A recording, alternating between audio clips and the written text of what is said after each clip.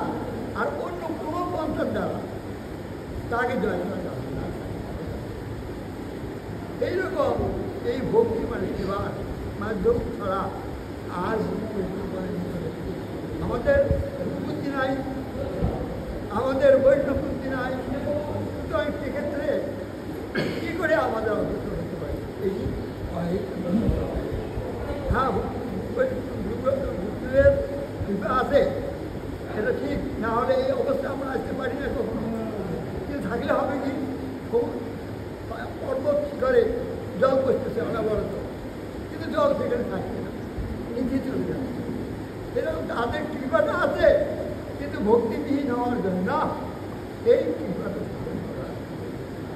বা জীবনটা হচ্ছে।